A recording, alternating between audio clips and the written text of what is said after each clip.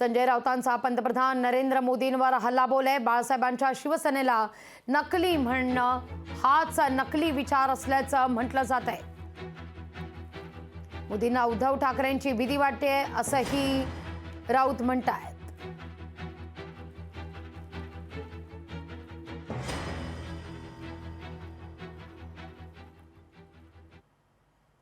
India alliance में शामिल DMK party सनातन को डेंगू मलेरिया कहकर उसके खात्मे की बात करती है और कांग्रेस नकली शिवसेना वाले उन्हीं लोगों को महाराष्ट्र में लाकर उनसे रैली करवाते हैं।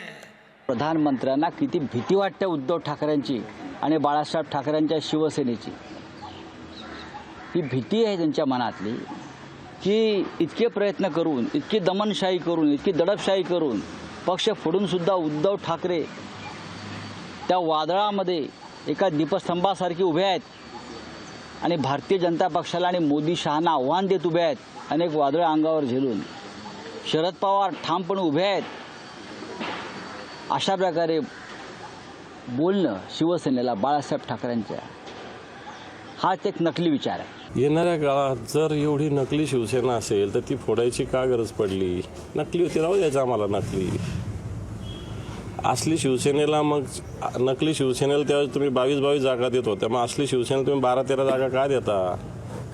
नकली शिवसेनेकडे तोंड डोळे वाटायची तुमची हिंमत नव्हती। आज तुम्ही त्या असली शिवसेनेचे उमेदवार का ठरवता? असली शिवसेनेने उमेदवार ठरलेले ते बदलायला का भाग पाडता? हा माझा प्रश्न आहे, याचं उत्तर त्यांनी दिलं पाहिजे।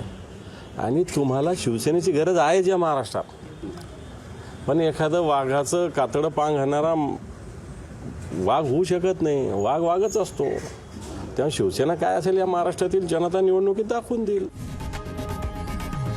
लोकशाही मराठी ऐका, पहा, जागरूक रहा।